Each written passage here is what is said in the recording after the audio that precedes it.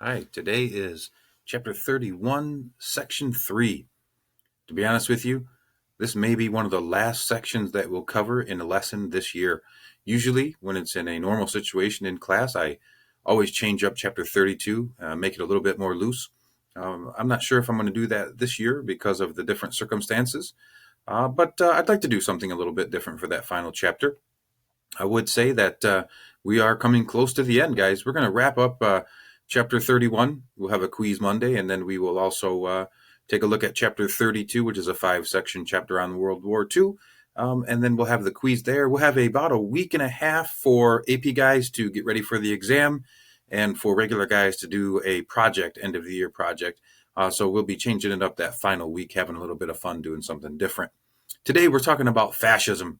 Fascism's rise both in Italy and in Nazi Germany prior to World War II. Let's start with Italy. First of all, fascism by definition is a political movement. It emphasized loyalty to the state, meaning loyalty to your country or nation, and obedience to the leader. It's a form of extreme nationalism, and people in these countries were asked to pledge loyalty to an authoritarian leader who was supposed to guide the state.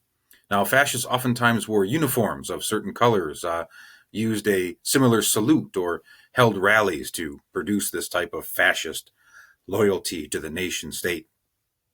Individual rights for general citizens were not really important. What was important was the strength and control and power of the country. One of the fascist leaders in Italy will summarize Benito Mussolini. Fascism began in Italy after they did not really gain any lands in the 1919 Paris Peace Conference. Remember, they were a part of the Allied side, so they were on the winning side, but they didn't get much out of it. They really didn't do a whole lot either. Inflation and social unrest caused a faulty economy there. Benito Mussolini was a newspaper editor and a politician that promised to rescue Italy by reviving its economy and also military. Mussolini founded the Fascist Party in Italy in 1919. He put together a group of fascists known as the Black Shirts. They definitely did dress up in black shirts and black pants, and they attacked communists and socialists throughout the country. He began to earn support from the middle classes, the aristocracy also, and industrial leaders. In 1922, about 30,000 fascists marched on the city of Rome, demanding that the standing king, Victor Emmanuel III, put Mussolini in charge of the government. This military coup d'etat was successful, and Mussolini was granted power legally. He was known in Italy as El Duce, or the leader, which means the duke. He basically abolished democracy. He removed democracy, no voting, and put in a form of a totalitarian state under the fascist regime. He's very similar to Napoleon in his censorship of the media. Now, I would say here, I'm not going to go through the check for understanding questions. Those are going to be in your notes also that I've posted for you, but I do want you guys to study this chart on page 911. I believe there's going to be several questions on the quiz for this chapter from this chart. So let's take a look at it real quick. I'm not going to go over the whole thing with you, but it talks about fascism. You can see some of the characteristics of fascism here: cultural, social, some examples that we're just talking about in this lesson, basic principles, the political ideologies, the economic ideologies of fascism. It's basically nationalism to a very extreme level, okay? Now, can you believe that we're above 900 pages or over 900 pages in the class this year, gentlemen? That is really a sign of strength. If you really add in all of the review sheets that we've done, all of the quizzes that we've taken, all of the handouts and practices that we've done throughout the year, we're well over 1,000 pages in total coverage. That is an extreme sign of strength. And it's not like we covered it in whim, guys. We went into detail on almost every single section. So it's a testament to you, and the pace that we've moved has been tremendous, gentlemen. Back to the general lesson here. Okay, now we'll talk a little bit about Adolf Hitler in Germany. Hitler was kind of a little known political leader. His early life was marked by a lot of disappointment. There's a lot of stories out there about his mother passing away, his father leaving at a very young age.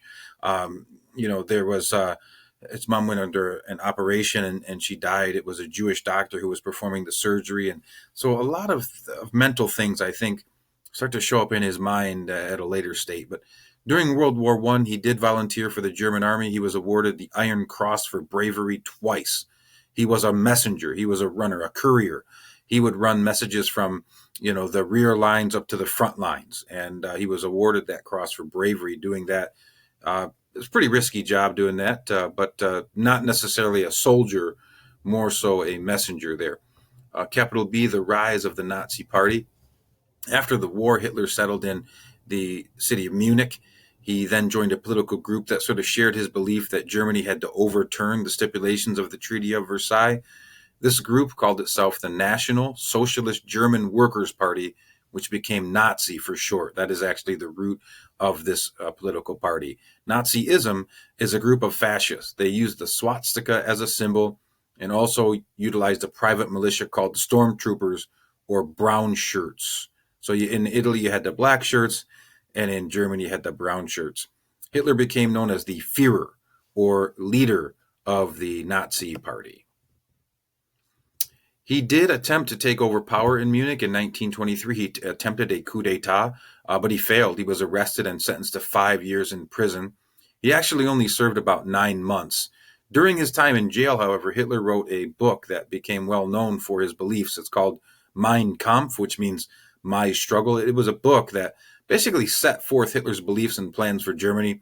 He followed his plans and goals pretty well. So everything that he was going to try to do was written. I mean, people could actually study that and figure out, hey, what was this guy planning? He referred to the Germans as Aryans, which was incorrect, by the way. We learned about the Aryans. They're people from just north of India. So that's a very, very false claim there. And he also stated that the Germans were the master race. This whole blonde hair, blue eyes thing that he had this infatuation with. He's mentally insane, guys. I hope that you know that. He has a lot of mental issues. He declared that non-Aryan races such as Jews, Slavs, and Gypsies were inferior to his Aryan people. He wanted to gain lands back for Germany that were taken away from them in the Treaty of Versailles, and he called this process Lebensraum. Hitler believed that Germany needed more living space for their people, and he set his sights on acquiring lands in Eastern Europe and Russia. To expand that living space, you'd have to conquer those lands. Okay. Next, Hitler becomes the Chancellor, and then this leads to Nazi control of Germany. By 1932, the Nazis had become the largest political party there. Hitler became into power legally in 1933 when the conservatives in the country advised the current president, Paul von Hindenburg, to name Hitler the Chancellor. Now, why do you think the conservatives would do that? Well, they thought that because he was kind of a leader of this political party, they thought they'd be able to control him and utilize his many thousands of followers to get them to follow suit. Hitler eventually, though, used his power and his sway of influence to turn Germany into a totalitarian state in which he would rule. He had all opponents of his plans arrested by creating a special military force that was loyal only to him. This was the SS Schutzstaffel. It was an elite black uniformed unit that worked with the Gestapo, which was the Nazi secret police, to garner total obedience from the German people. Hitler put together programs to put people back to work in German factories, building highways, weapons, and also made them serve in the military, which was he was illegally, according to the Treaty of Versailles, building up the military. The League of Nations really didn't do much, I should say, about that. Okay, capital letter B, the supreme power for Hitler. Hitler wanted to control every aspect of the German people's life. He began to shape public opinion through things like the press, papers, the radio, literature, paintings, and even films by turning their functions into propaganda for his cause. So there was a lot of propaganda put out by Hitler and the Nazi Party, radio broadcasts, movies that they made, even concentration camps look in a commercial like it was a resort. People were going on a vacation. They had one called Come to Auschwitz. It's terrible, but they had a commercial where it made Auschwitz, one of the biggest concentration camps, most deadly, look like a resort city. And it was just awful to try and cover up for what was actually going on. Hitler made war, as we know, against the Jewish population. Anti-Semitism was a key part of Nazism. The Nazis used the Jewish population as scapegoats for all of their problems since the World War One. In 1933, the Nazis began to pass laws which took away the rights of Jewish people, and in 1938, violence against Jews continued with a Nazi rampage called the Kristallnacht, which they attacked Jews and began to destroy their property. That was really one of the key events that led to the whole violence movement against the Jewish population. All right, guys, that's the end of that lesson.